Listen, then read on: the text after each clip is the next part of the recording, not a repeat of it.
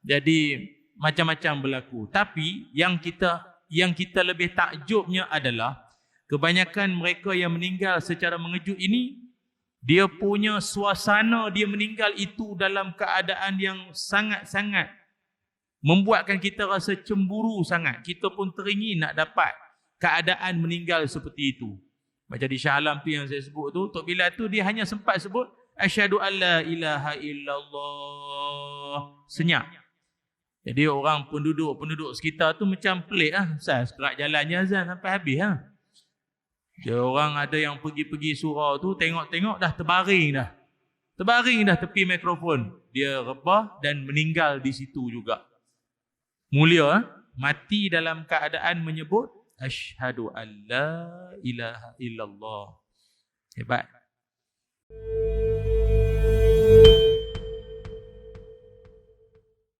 Bismillahirrahmanirrahim.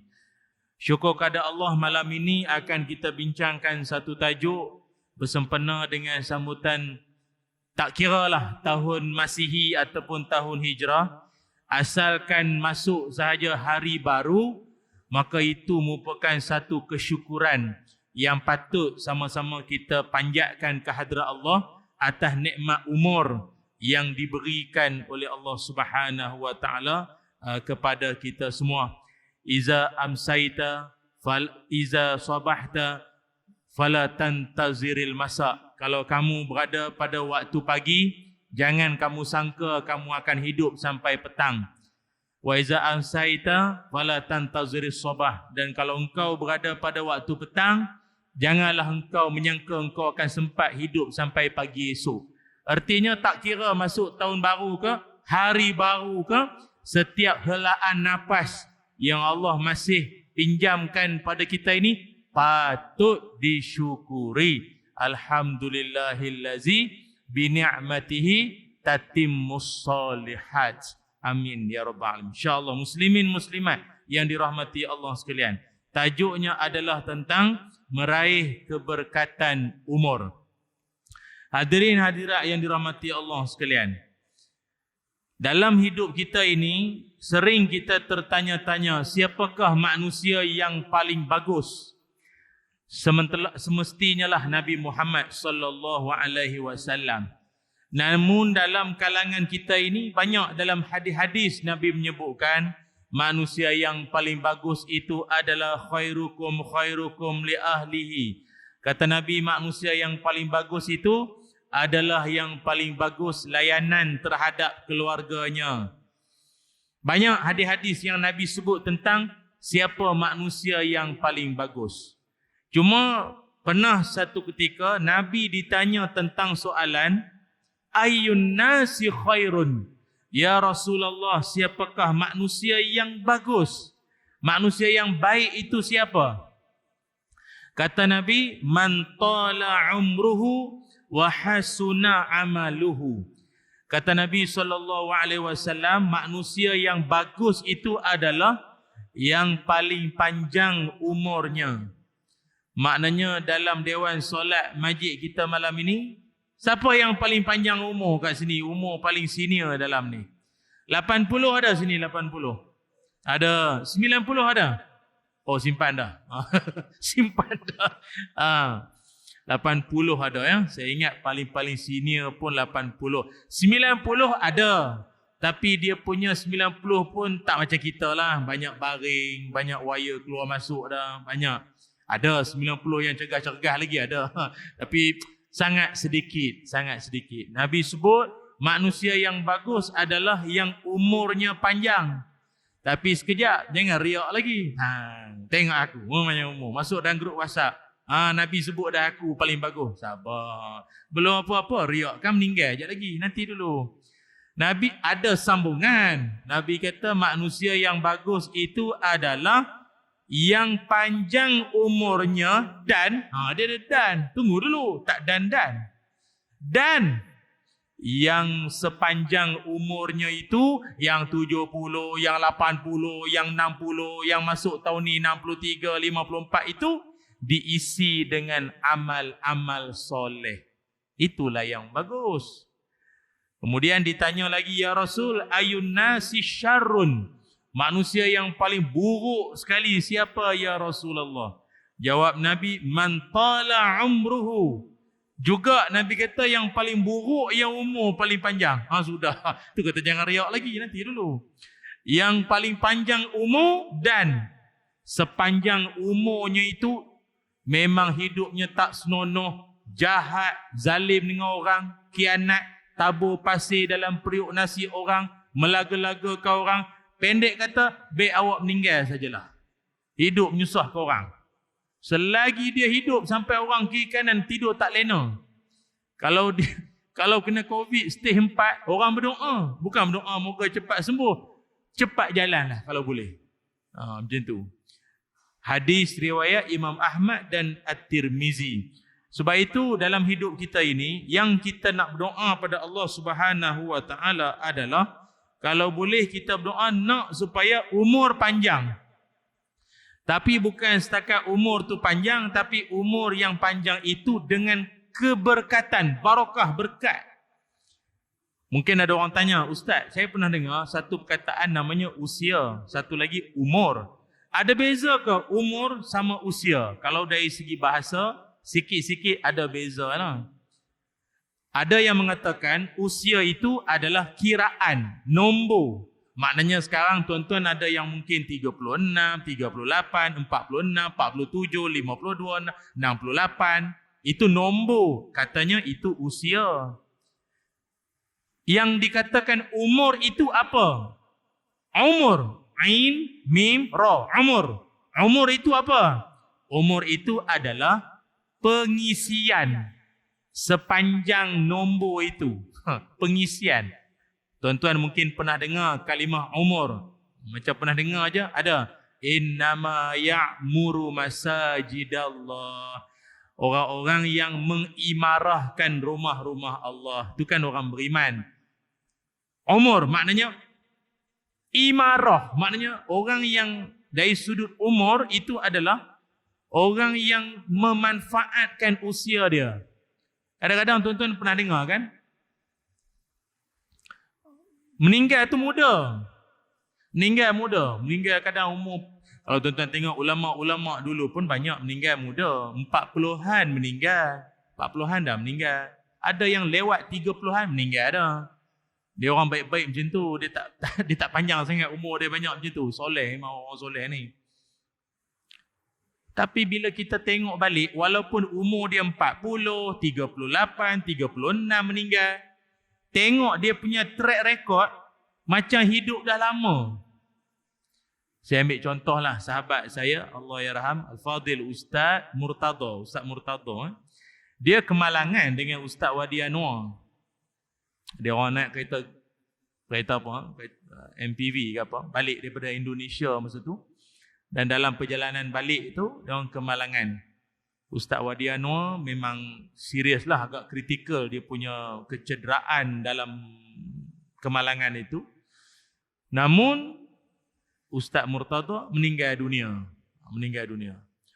Ustaz Murtada tu umur dia dengan saya lebih kurang. Anak-anak dia pun punya umur, anak dia pun lebih kurang umur anak-anak saya. Bayar-bayar anak saya juga. Muda lagi. Bukanlah saya nak cakap saya ni muda, tapi lebih kurang. Ustaz Murtada ni muda. 30-an. Masa dia meninggal tu awal 30-an. Tuan-tuan bayang masa dia meninggal tu, mungkin tak ramai orang. Dia banyak ceramah sekitar utara. Dia banyak belah utara. Penang, Kedah, Perak. Tetapi masa dia meninggal tu, heboh satu Malaysia bercakap tentang dia. Siapa ni? Orang tahu dia penceramah. Tapi siapa lagi dia ini? Apa dia buat? Rupa-rupanya ketika dia meninggal itu, dalam usaha sedang pembinaan masjid. Pembinaan kompleks tahfiz. Banyak dia punya jasa-jasa dia baru terbongkar. Bayangkan umur baru 30-an, cara perjuangan hidup macam orang umur 60. Maaf, ada orang umur 60, apa sumbangan pun tak ada. Tolong petikkan suis masjid pun tak pernah. Tolong bentangkan tikar, tak pernah. Tak ada. Ngutuk ada. Tu imam baca ina atau ina. Kutuk AJK tak buat kerja. Oh banyak. Ni cerita ni planet Namek, bukan bumi. Bumi ni semua sini, orang sini bagus-bagus semua. Bayangkanlah tuan-tuan. Orang muda, tapi itu maksud saya. Maknanya bukan soal umur yang panjang. Pengisian sepanjang umur itu yang lebih penting. Sebab kita ini nak dibanding dengan umat dulu-dulu, memanglah sedikit pasal tekilan sikit lah. Nabi SAW menyebutkan, A'maru ummati ma baina sitin ila sab'in. Nabi kata umur umat aku ini antara 60 sampai 70.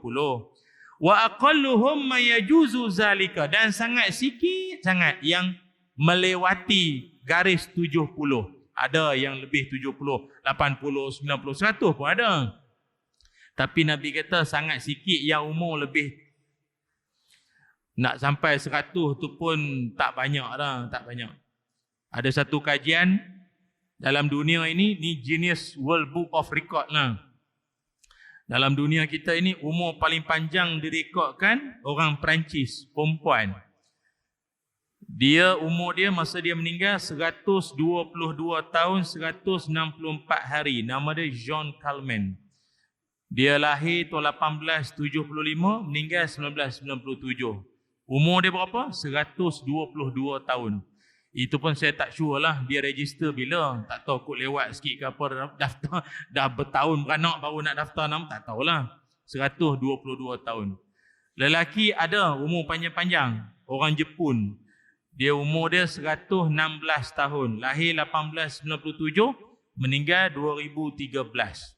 Tapi iyalah tuan-tuan. Umur kalau panjang-panjang sangat pun nak buat apa? Saja je lah tanya tuan-tuan. Dia bercita-cita untuk umur panjang boleh. Tapi jangan jadi macam satu puak yang Allah sebut dalam Quran. وَلَا تَجِدَنَّهُمْ أَحْرَصَ النَّاسِ عَلَى حَيَاةٍ وَمِنَ الَّذِينَ أَشْرَكُوا يَوَدُّ أَحَدُهُمْ لَوْ يُعَمَّرُ أَلْفَ سَنَةٍ إِلَى آخِرِ الْآيَةِ. Allah Ta'ala sebut, ada manusia, dia memang beria-ia sangat, seronok sangat. Kalau boleh umur dia nak panjang sungguh-sungguh. Kalau boleh dia nak umur sampai 1000 tahun. Ada manusia yang nak hidup sampai 1000 tahun. Tuan-tuan lah kalau keluar borang permohonan lah. Tak tahulah online ke apps ke apa kan. Berapakah umur yang anda inginkan? Ataupun anda ingin mati bila? Tuan-tuan kalau boleh nak umur berapa lama? Tuan-tuan berapa? Tak ni saja memang takkan. Tapi saja sembang-sembang. Kalau boleh berapa? 300 tahun. 70 pun jalan bengkok. Lagi mau 300. Mumia jadi. Allah sebut ni surah Al-Baqarah ayat 96. Orang-orang kafir dia punya nak sangat hidup. Kalau boleh dia nak 1000 tahun. 1000 tahun kau nak buat apa? Walaupun hidup 1000 tahun, kalau tak sembahyang. Sambung. Alhamdulillah. Maknanya generasi nasyid-nasyid ni ada lagi lah. Sebab baru ni saya tak tahu lagu mana pula datang. Malam masih muda, asal kau duduk macam tak buat apa. Pula dah. Habislah. Tenggelamlah. Ingat. Jadi umur ni saya kira bukan soal nakkan nombor tu banyak. Yang penting barakah, berkat. Sahabat Nabi SAW nama Ka'ab Al-Ahbar radhiyallahu an pernah menyebutkan, sebab mungkin ada orang kadang dia rasa agak terkilan loh. Kita ni ustaz, kenapa umur kita tak macam umat dulu-dulu? Kan? Ada cerita dia. Kata Ka'ab Al-Ahbar, Allah Subhanahu wa taala memuliakan umat Muhammad ni kita semua. Maknanya ada benda yang umat dulu tak dapat, kita dapat. Ada kelebihan. Apa antaranya? Innahu khalaqahu du'afa hatta la takabbara. Dijadikan umat Muhammad ini rata-rata kebanyakannya lemah. Tak berapa kuat nak banding umat dulu-dulu. Sungguh, umat dulu-dulu memang kuat. Piramid semua dia bina, mana ada kren zaman tu. Berapa tan sebiji batu bata piramid tu? Sendiri yang kat. Umat sekarang memang lemah. Dengar ceramah, penceramah baru bagi salam. Lena. Lemah. Lembek lah. Menguap. Mujur pakai mask. Saya tak tahu dia menguap ke tak.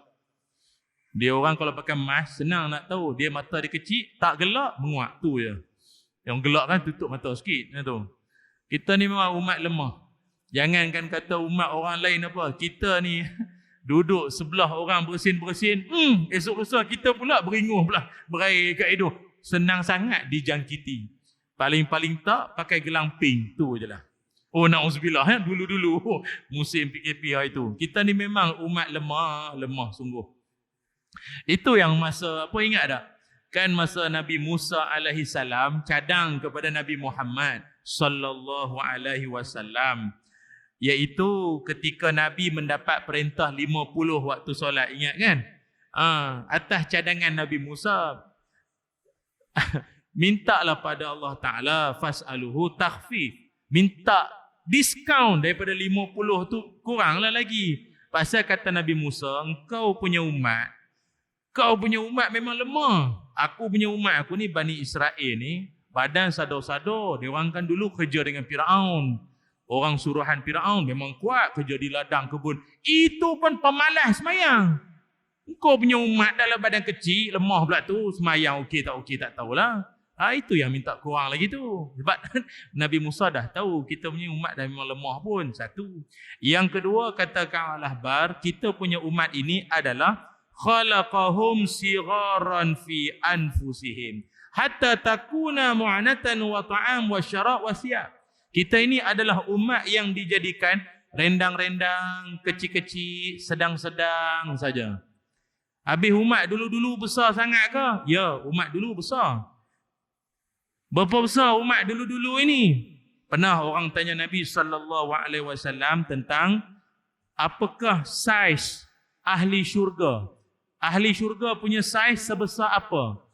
Ahli syurga saiz dia nanti adalah setinggi Nabi Adam. Tinggi mana?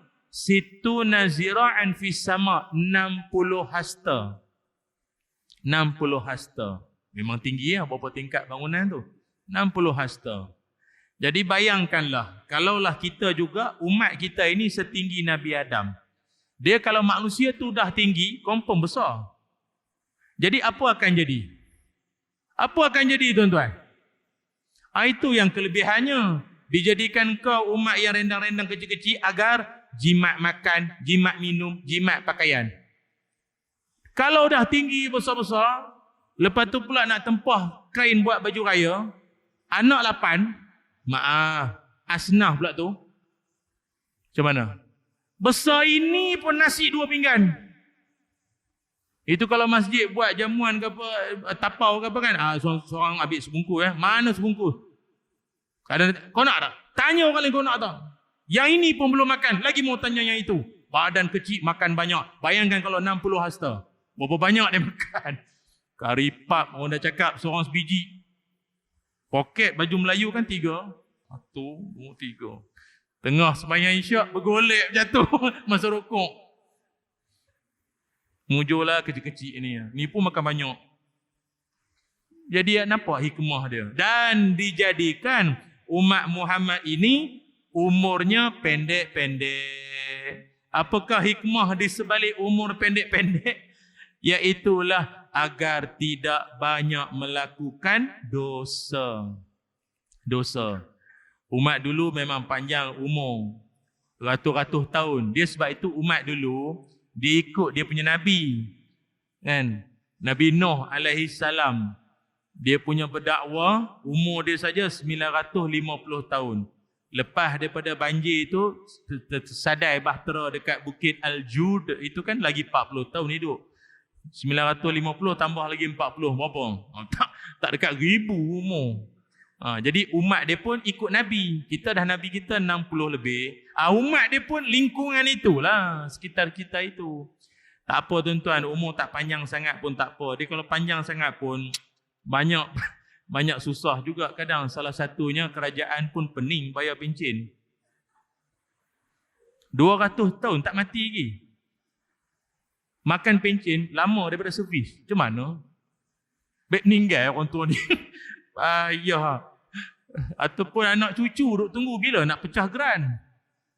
Tanah kecil tapi ada 7 nama.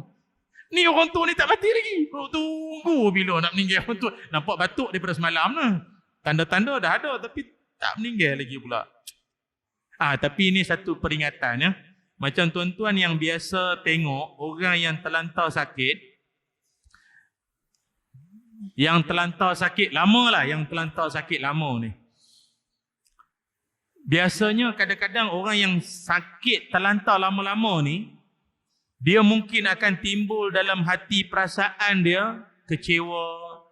Ataupun dia dah mula rasa macam putus harap dengan hidup. Betul? Atau mungkin bukan setakat dia. Yang menjaga dia pun dah mula rasa letih dah. Anak yang jaga pun sampai habis cuti. Kadang tu yang jaga orang sakit, yang jaga tu pula jatuh sakit sekejap lagi. Tidur tak menentu. Betul tak? Jadi, orang yang terlantar sakit lama ni, lama. Kos rawatan kena bayar. Nak suruh meninggal pun bukan kerja kita. Nak dibunuh, jangan. Jadi, macam mana nak buat? Boleh atau tidak, si pesakit itu minta pada Allah agar dia dimatikan. Macam mana tuan? Boleh tak? Boleh tak dia minta pada Allah, ya Allah matikan aku ya Allah? Boleh tak? Pasal saya ingat tuan-tuan pun kalau pergi ziarah orang sakit, biasanya mulut orang yang dah lama sangat ni akan keluarlah ayat-ayat tu kan. Mak aku ni aku mati, mati. Kita pula kan jaga hati, jangan cakap macam tu. Pada hati, eloklah. 6 kali melawat dah ni, tak mati je. Kena marah dengan guard bawah tu. Habis masa dah ni.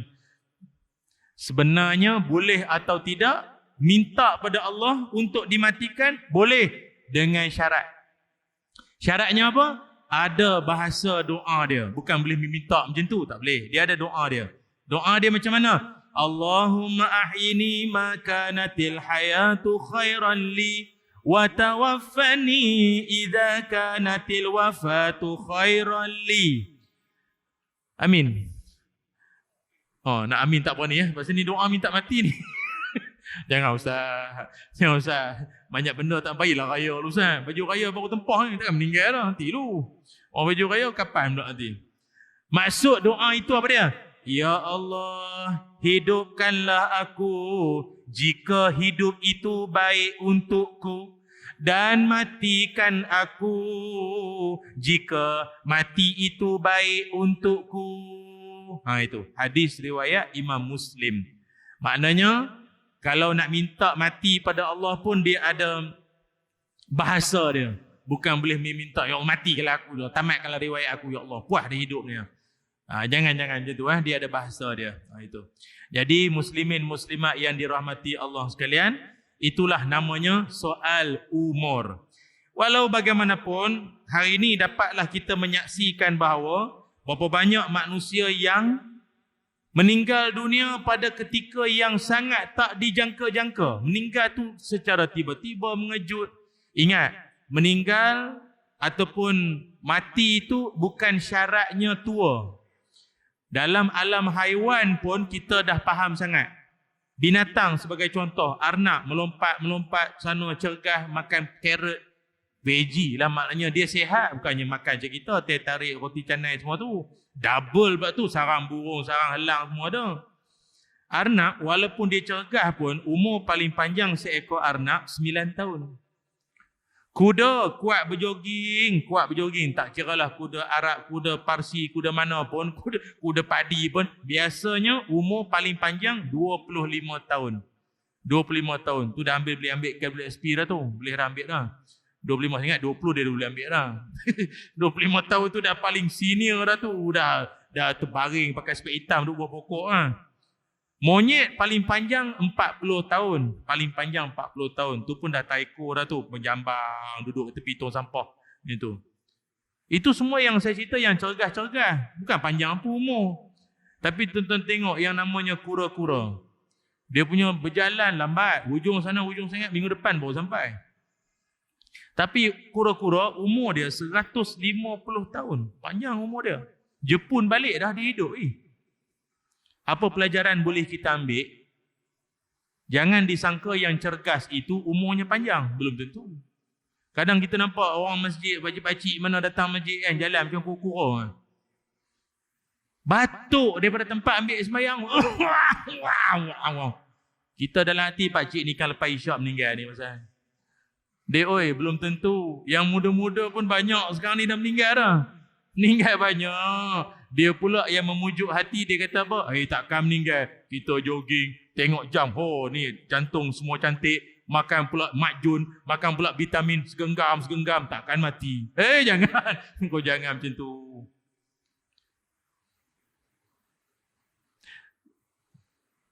Dulu ada orang kampung saya. Saya kalau balik kampung ada seorang pakcik ni, dia Bilal, dia laungkan azan. Tiap-tiap kali kalau saya balik kampung, dia nampak saya, dia peluk saya sambil menangis. Nangis dia. Dan tahu sebab apa menangis? Pakcik ni dulu, dia ada kencing manis, pakcik ni. Jadi diabetes, kencing manis. Orang kencing manis ni memanglah dia jaga gula tu. Tapi sampai setahap dia terlalu jaga, sampai tak ada gula pun tak boleh juga, tak ada gula langsung. Dia jadi hypo apa kan. Mata jadi putih. Zaman tu, zaman kampung. Bukannya tahu tengok mata putih, ayah saya lah. Panggil sepupu-sepupu semua, ambil Yasin. Ambil Yasin lah. Mata dah putih, ambil Yasin semua. Zaman tu, tak sempat panggil doktor ke apa. Ambil Yasin. Dalam ambil Yasin tu, ayah saya pun dia ada lah sikit-sikit ilmu ni. Dia kata kalau kencing manis ada macam ni kena letak gula-gula ke apa sikit, letak di lidah dia. Try letak. Tapi Yasin baca, gula-gula letak juga. Letak. Baru dia okey. Baru okey. Dan dia hidup sampai hari ni. Yang baca Yasin.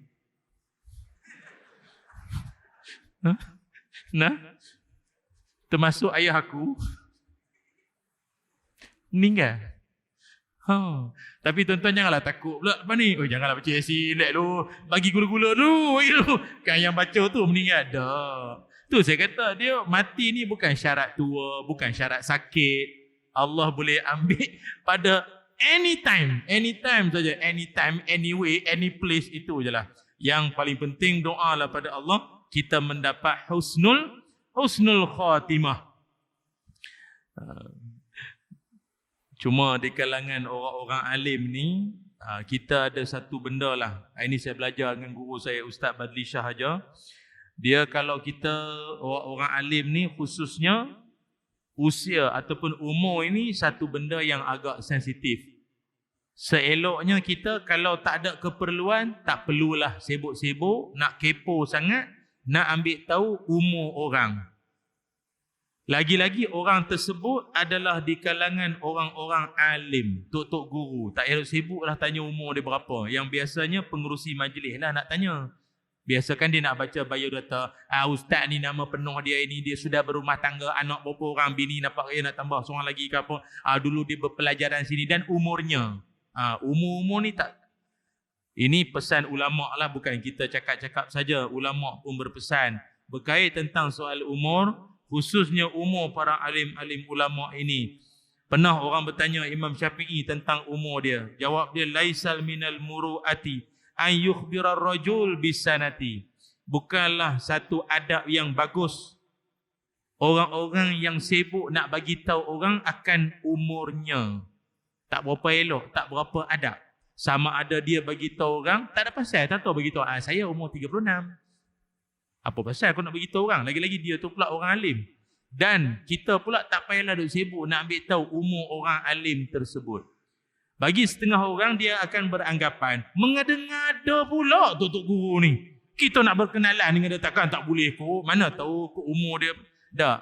Kata Imam Malik, kalau kita ni, ialah diajar supaya adab dengan berguru ni, suruh tanya umur. Sebab, aqbil ala sya'nika laisa minal muru'ati. Li'annahu in kana saghiran istahqiru wa in kana kabiran istahrimu. Kalau engkau tahu umur tok guru itu lebih muda daripada engkau akan anggap dia muda lagi. Allah bayar adik aku. Muda sangat. Banyak lagi kena belajar ni. Banyak lagi. Patut hadis baca salah baris. Mudah. Belajar Mesir tak habis kot. Nampak tak? Bila tahu kata mudah sangat. Loh, ustaz tu bayar nak sulung aku. Allah budak lagi. Ataupun kalau kita tahu yang dia tua daripada kita, Allah patutlah. Tua sangat. Fatwa tak kena zaman. Nyanyuk. Pelik. Dia tua dah. Dia tak kena zaman kita dah. Bukan zaman TikTok dah ustaz ni. Kita akan anggap dia punya cakap-cakap dia sudah tidak relevan. Dia ustaz-ustaz ni yang lebih eloknya memang nampak tua pun. Nampak berusia. Ada tuan-tuan ustaz kita ni yang tuan-tuan kokoklah saya saja duk pergi godek-godek cari-cari bio data Facebook dia pun mesti jumpa. Loh, muda lagi ustaz ni. Dia ustaz ni dia memang kena nampak tua, nampak matang.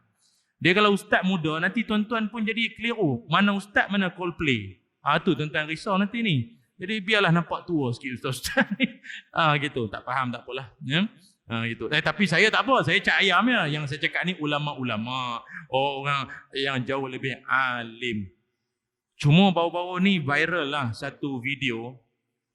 Walaupun kes macam ini banyak sangat dah berlaku, tapi saya rasa elok untuk saya nak utarakan pada malam ini. Berlaku di Indonesia baru-baru ni, seorang imam meninggal dunia ketika mengimamkan solat apa? Subuh. Kes-kes orang meninggal ketika solat atau ketika sembahyang ini banyak sangat dah. Meninggal dunia ketika menyampaikan khutbah, meninggal dunia ketika berceramah, banyak. Meninggal di meja kuliah banyak. Penceramah yang meninggal di meja kuliah ni pun banyak dah. Tapi yang banyak lagi meninggal yang dengar ceramah lah.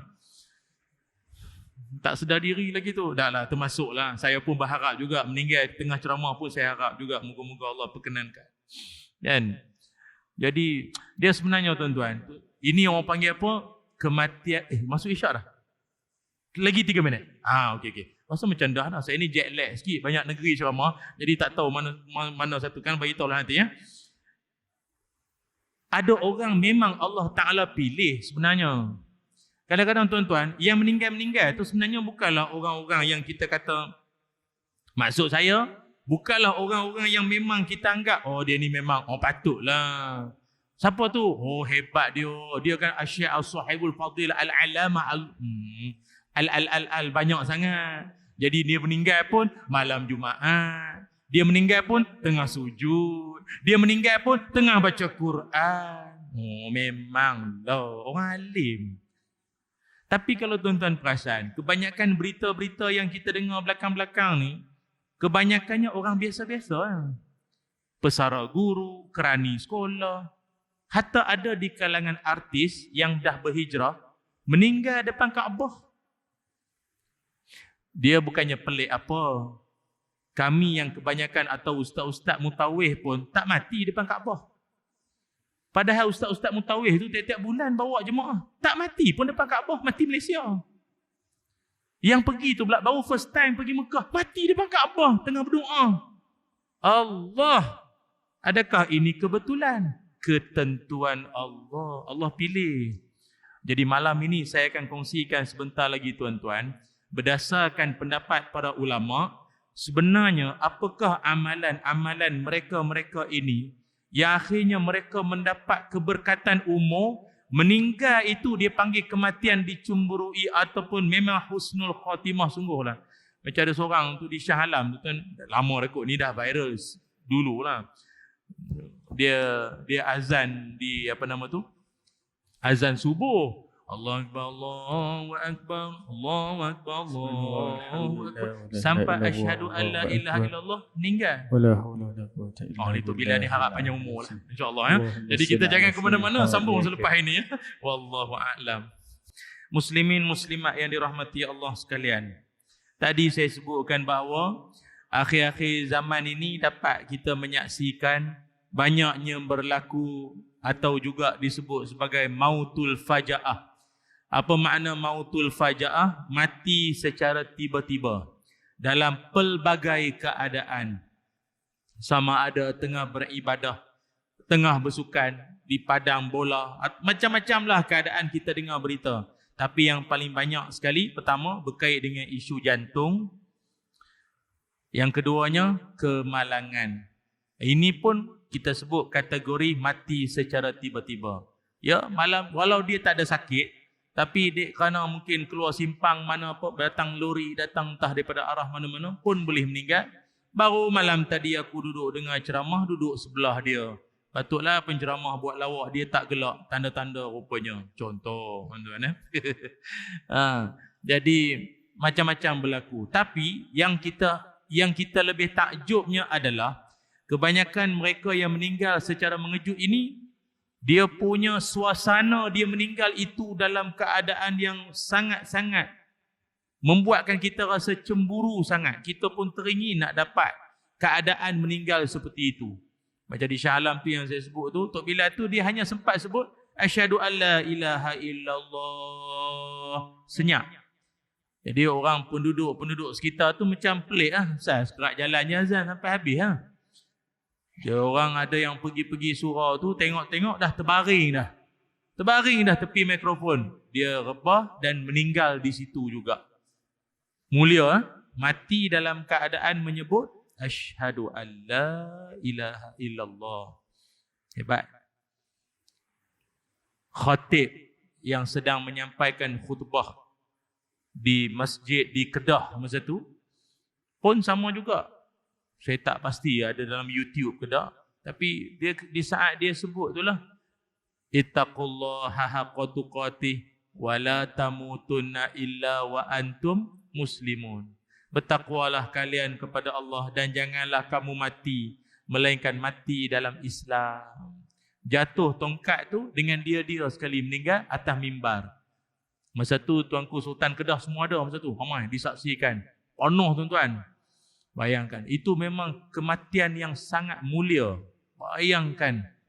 Dia bertuah lah tuan-tuan. Orang meninggal macam tu memang bertuah.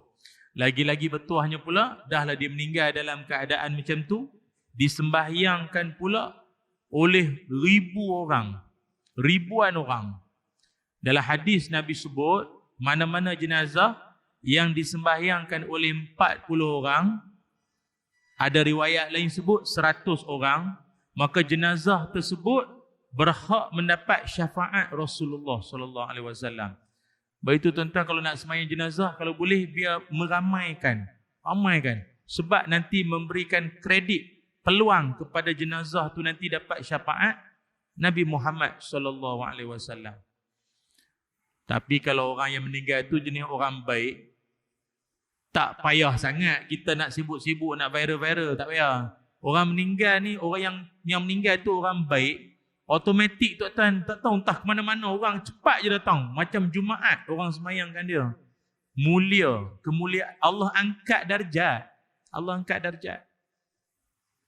Jadi tuan-tuan nanti bolehlah wasiatkan anak-anak semua, ni abah meninggal nanti ni tolonglah ramaikan jenazah. Ramaikan jemaah, ramaikan jemaah. Ya, jenazah satu dah jadi.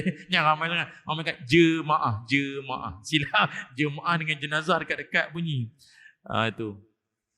Tapi ada orang tanya, dia kata ustaz, yang meninggal tu kadang tu bukannya orang, kalau setakat macam ustaz cakap tadi lah, Al-Fadil, Asyik, As-Sahibul Fadilat Maulana itu, ayolah, amalan pun banyak, entah tiap-tiap malam duk minta husnul khatimah. Ini orang biasa-biasa ni, meninggal tapi dapat kelebihan tu apa cerita ni?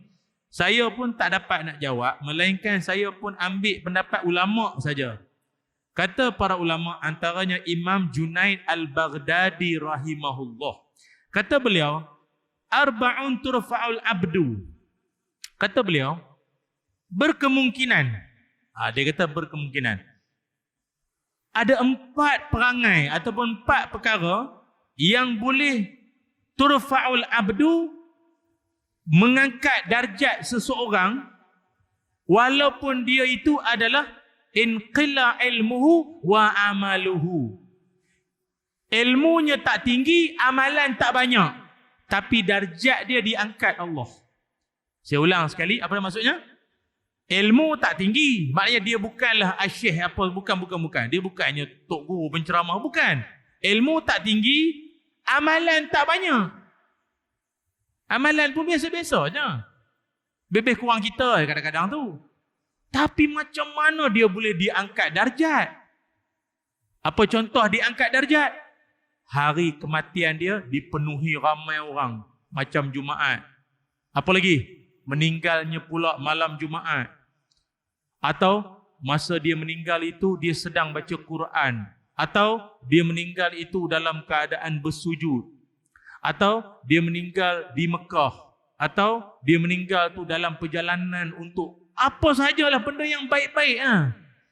Tuan-tuan, hari ni kita tengok jenazah orang. Jenazah kita nanti dalam keadaan apa? Doalah pada Allah. Doalah pada Allah.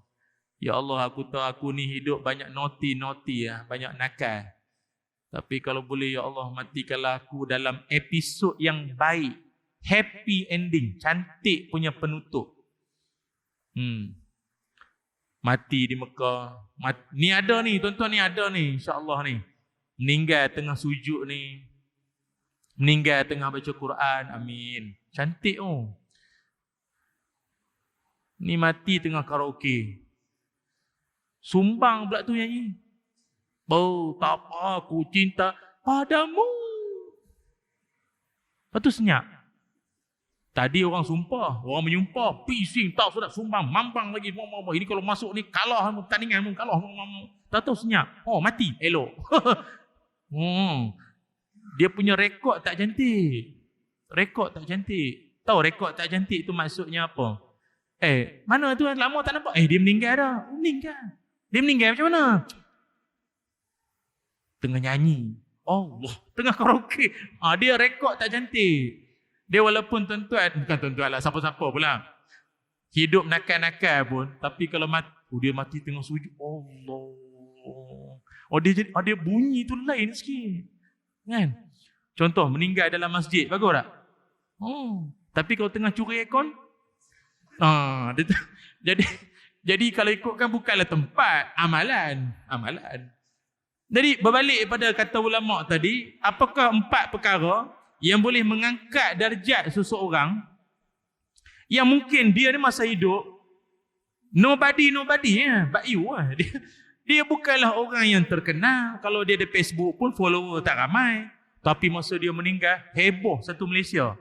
Ataupun orang bercakap-cakap tentang kematian dia, berhari-hari orang duk bercakap pasal kematian dia tu.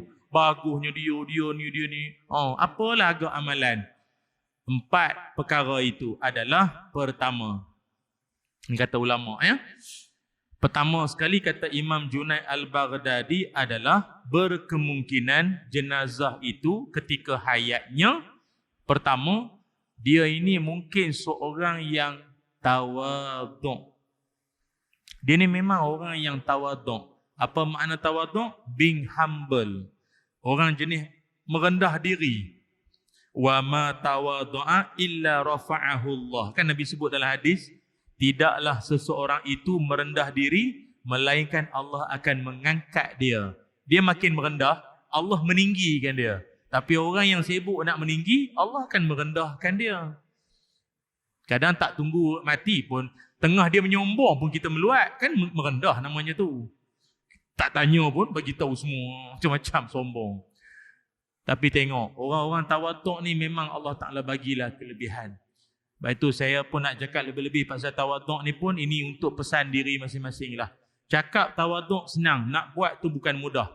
Baik itu ulama-ulama dulu ajar, penyakit orang baik-baik bila dia rasa dia baik. Orang baik-baik ni dia ada penyakit. Apa penyakit orang baik? Dia rasa dia baik. Ni datang masjid malam ni, bagus. Dengar ilmu, dengar tausiah, bagus. Tapi balik nanti singgah kedai tom yam lampu warna-warni tepi jalan member tengah duk tarik tom yam semua, makan lai cikang semua, char kway teow elok punya hirup semua. Dia tanya kita, mana? Dari mana? Dari syurga. Kau punya soalan pun bagus. Kau tak nampak dengan kopiah, dengan serban gajah duduk punya, kau kem plekat lagi mau tanya. Ini, aku dengan korang ni, aku rasa panas betul lah korang ni. Kau baru malam ni datang. Sembang, jangan macam tu. Dia setan ni. Bukan dia tu setan. Maksud saya, dia setan ni, dia kalau ke setakat orang-orang yang memang Ya auha dia tak apa kisah sangat. Geng kita kan, dia tu admin. Tapi yang dia nak ni. Dia nak gelincirkan sikit. Nampak duduk paling depan ya. Kau ingat kau bagus Kau punya butang baju Melayu lagi banyak daripada penceramah Penceramah satu je kau sampai 5 Kau tunggu Kau tunggu. Dia akan cocok tuan-tuan. Jadi agak-agak macam nak kena cocok dengan setan tu. Astaghfirullahalazim. Yang laungkan azan tadi sedap. Tapi jaga-jaga habis-habis macam TV. Azan macam TV je. Jangan. Dia ini semua haza min fadli rabbi. Dia kena ada bahasa tasawuf lah sikit. Nampaklah awak tu orang masjid. Cakap tu kadang tu biasa kita keturunan Jamal Abdillah. Cakap tak kena. Kadang-kadang tak apalah. Jangan sombong. Manusia sombong ni banyak. Jadi kalau nak dapat kelebihan Allah angkat darjat, jadilah manusia tawaduk. Saya pernah jumpa ada hamba Allah ni. Saya singgah dekat satu RNR. Singgah semayang. Habis semayang, saya pun keluar, ikat tali kasut. Tiba ada orang menyapa saya. Assalamualaikum Ustaz. Saya pun waalaikumsalam. Allah. Saya nak sebut apa? Sebab orang yang menyapa saya itu, segala pangkat ni semua dia. Profesor dia, emeritus dia, datuk dia, ustaz pun dia, semua dia. Tapi belum saya tak tahu apa aku nak panggil datuk ke prof ke apa, emeritus ke apa. Semua dia. Belum apa-apa saya nak cakap, dia dulu cikgu daripada ni Kenuri. Ada Kenuri tadi, saudara ada buat Kenuri. Dia bahasakan dia tu cikgu. Allah. Profesor Siddiq Baba. Arwah Allah yarham. Hebat dia. Dia ulama yang sangat tawaduk. Dia punya jawatan dia panjang, tapi dia bahasakan dia cikgu. Kalau tuan-tuan pernah dengar kuliah-kuliah dia, kadang-kadang dia bahasakan dia cikgu. Ada orang jawatan tak panjang pun sibuk. Dah. Kita ambil kesedaran sajalah. Orang tawaduk ni biasa Allah angkat darjat. Tu je satu. Yang kedua, kata Imam Junaid Al-Baghdadi, berkemungkinan orang-orang yang meninggal ini Allah angkat darjat walau dia tu biasa-biasa saja. Berkemungkinan perangai kedua dia adalah al-hilmu.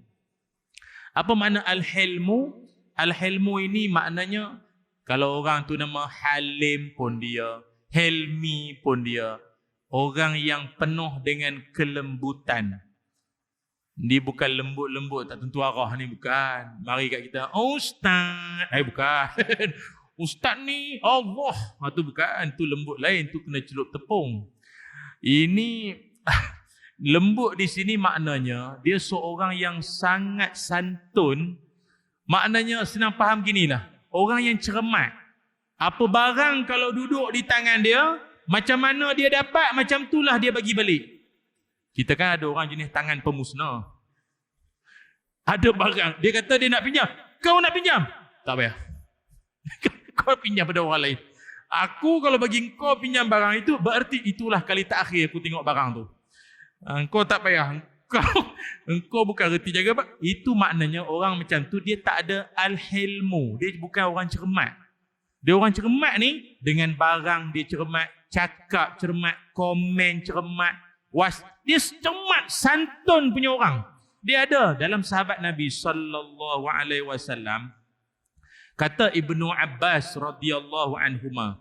Kata Ibnu Abbas, Nabi pernah puji seorang sahabat. Kata Nabi, innaka nama sahabat tu apa? Asyaj bin Abdul Qais radhiyallahu an.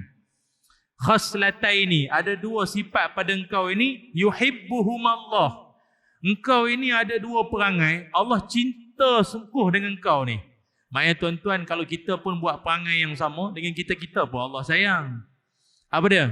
Kata Nabi, perangai Asyaj bin Abdul Qais ini dua. Pertama, al-hilmu, lemah lembut, cermat, bagus, santun orang dia. Dan yang kedua, wal-anatu. Engkau ini jenis orang yang bertenang-tenang. Bukan gopoh. Kelang kabut, logat, bukan jenis orang yang kelang kabut lah, senang faham. Mari isu apa-apa, sibuk nak react dulu. Sabar, dengar dulu. Nak bagi respon manjang. Tahu-tahu khas benar, Allah, saya mohon maaf. Saya lepas cakap. Sabar, dengar. Ada orang kan kelang kabut, sibuk macam tu. Jadi nak jadi manusia yang diangkat darjat, jadilah kita orang yang cermat, lemah lembut. Begitulah sebaiknya. 2. Yang ketiga, kata Imam Junaid Al-Baghdadi adalah berkemungkinan manusia tersebut bersifat apa? As-sakha. Apa makna as-sakha? Iaitu dia ini bersifat pemurah. Pemurah. Maknanya dia sepanjang hayat dia hidup ni, Allah, banyaknya sedekah. Yang anak yatim, yang ibu tunggal, mangsa banjir. Memang dia lah suka menolong. Tu yang kadang-kadang orang-orang tu bila dia meninggal, marilah orang daripada mana-mana datang. Assalamualaikum, kami ni daripada ni. Kami sekadar nak ucap terima kasih lah. Arwah ni, dialah yang bantu kami. Isteri pun terkejut. Saya tak pernah tahu pun dia. Oh ya. Suami puan nangis tu. Oh, itu memang sebab semua. Maknanya dia memang baik semua. Dia memang ada orang macam tu. Dia buat kebaikan, dia tak nak sibuk-sibuk nak bagi tahu orang. Tak ada nak #dan sedekah. Dan sedekah, dan infak, dan wakaf. Tu. Dia sebenarnya nak wakaf ni, nak sedekah apa silakan. Tapi kalau nak tunjuk atas niat-niat yang sepatutnya tak apa. Jangan niat-niat nak menunjuk ke orang, kau ada. Tak payahlah. Kau tak kat RM1 buat malu ke orang. Kan? Jadi as-sakha ni maknanya pemurah. Tapi jangan pula masa orang tu meninggal, mari pula perempuan. Dia kata sebenarnya saya lah isteri kedua. Ajab. Baru nak angkat darjat, turun balik nanti. Aduh. Tapi jadi kes hari tu, ada satu jenazah tu, isteri dia menangis. Oh, yalah, sedih suami meninggal. Sekali datang perempuan mengaku kata tu bini nombor 2. Rupa selama ni kahwin diam-diam. Dia tampar jenazah suami dia. Iya. Jadi tuan-tuan, jangan. Kalau nak buat cara elok, legal. Jangan illegal. Bincang elok, benda boleh bincang. Tak tahulah bincang pakai parang ke, pakai pen. Saya tak tahulah tu bincang. Aduh, banyaknya parang yang saya tahulah. Tu. Jadi manusia yang pemurah. InsyaAllah lah darjat kita akan diangkat oleh Allah Subhanahu Wa Taala. Itu. Dan yang keempat, manusia yang Allah akan angkat darjat dia, walau dia biasa-biasa je pun. Apa sifat dia? Husnul khuluq. Apa makna husnul khuluq? Baik, comel, akhlak, budi, pekerti. Dia ni memang orang baik. Tapi itulah makna akhlak baik ni luas sangat, banyak sangat. Senang.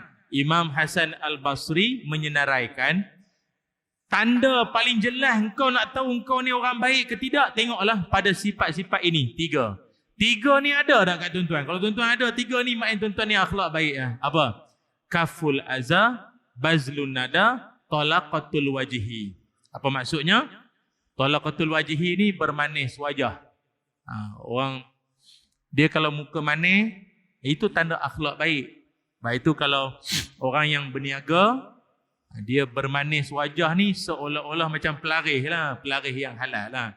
Dia senyum, silakan, jemput duduk, nak makan apa, minum apa, banyak macam tu. Tapi banyak yang buat macam tu kedai tom yam. Itu yang orang masjid suka sangat pergi tu. Makan gapo be. Ambo lapar pula. Lapar pula. Dia kenyang tapi mari hak comel pula maya pula. Dia senyum, itu penarik rezeki. Yang keduanya apa? Bazlun nada, suka tolong orang, suka bantu orang. Itu tanda akhlak baik lah, suka tolong orang. Dan yang ketiga, kaful aza, menahan diri dari menyusahkan orang. Itu tanda tuan-tuan ni orang baik lah. Dan saya ni tak baik sangat ustaz. Tak apa, asalkan kau hidup jangan susah ke orang. Tu maknanya kau baiklah tu. Baiklah tu. Jangan susah ke orang. Tuan-tuan datang ke masjid, bagus. Susun selipar elok-elok. Jangan diterajang selipar penceramah tu. Sian masuk dalam longkang. No? Penceramah ni memang dia sabar. Tapi tak larat beli selipar baru dah tuan-tuan. Orang masjid pun bagus. Waktu selipar penceramah tu hilang, orang masjid tu tanya, "Kenapa ustaz selipar hilang?" "Tak apa ustaz, Allah akan ganti." Ya betul. Dia pula ceramah ke kita. Saya suka sangat orang macam tu. Kan? Jadi janganlah menyusahkan orang hidup tu. Tuan-tuan datang, parking elok-elok. Saya tahu di Kuala Lumpur ni cabaran parking. Parking ni lah yang boleh memporak-perandakan persatuan penduduk lah, apa semua boleh jadi gaduh lah. Agak kopiah je pengom. Janggut apa pengom. Apa kena-mengena parking dengan janggut. Tapi bila nak marah kan, semua berkait. Nama je orang masjid. Parking tak semua. Jangan macam tu. Kita pun sama. Kena tolonglah jangan menyusahkan orang. Itu je lah nak beritahu. Tuan-tuan kok-kok lah parking tu. Parking penuh. Tapi kena block orang. Letaklah nombor telefon ke apa kan. Kalau kereta-kereta zaman dulu, sekarang banyak foot brake. Kalau dulu pakai handbrake kan. Turunkan handbrake tu. Senang orang tolak ke sungai. Tu yang penting tak menyusahkan orang. Tu je lah. Tuan-tuan tak menyusahkan orang itu pun dikira sebagai akhlak yang baik. Boleh tuan-tuan? Wallahu alam. Cukuplah sekadar ini saja sembang-sembang kita malam ini. Moga-moga bermanfaat dan moga-moga umur kita yang Allah anugerahkan ini barakah, berkat. Berkat untuk kita, berkat seisi keluarga dan berkatlah untuk ahli qaryah kita. Maknanya selagi kita hidup, ahli qaryah pun tumpang manfaat kita. Adanya kita itu adalah manfaat kepada seluruh umat, insya-Allah. Bismillahirrahmanirrahim. Allahumma salli ala sayyidina Muhammad wa ala ali sayyidina Muhammad. Allahumma inna nas'aluka ilman nafi'a wa rizqan thayyiba wa amalan mutaqabbala. Allahumma aghnina bil ilmi wa zayyinna bil hilmi wa akrimna bit taqwa wa jammilna bil afiyah. Allahumma inna nas'alukal jannah wa ma yuqarribu ilaiha min qaulin wa amalin. Ya Allah, ampunkan dosa kami, ampunkanlah dosa ibu ayah kami, ampunkanlah dosa ahli keluarga kami, ya Allah. Ya Allah, kurniakanlah kami ilmu yang bermanfaat, rezeki yang baik dan amalan kami diterima oleh-Mu, ya Allah. Pada malam yang penuh berkat ini, ya Allah, kurniakanlah kami husnul khatimah, kematian yang mulia, ya Allah. Dan roh kami diseru dengan panggilan yang manja di sisi-Mu, ya Allah. Ya ayyatuhan nafsul mutmainnah, irji'i ila rabbiki radiyatan mardiyah. Ya Allah, ya zal jalali wal ikram, panjangkanlah umur para penderma, orang yang suka bersedekah, orang yang tak pernah kedekut akan harta mereka. Limpahkan mereka dengan keluasan rezeki, dijauhkan daripada sebarang kemudaratan, malapetaka dan penyakit-penyakit, ya Allah. Hanya Engkaulah, ya Allah, tempat kami memohon. Engkau maha kaya, kami serba miskin, ya Allah. Kami serba lemah, Engkau maha kuat, ya Allah. Ya zal jalali wal ikram. Wa sallallahu ala sayyidina Muhammad walhamdulillahi rabbil alamin. Alhamdulillah. Aqulu qawli hadza wa astaghfirullahal azim li wa lakum. Assalamu alaikum warahmatullahi wabarakatuh.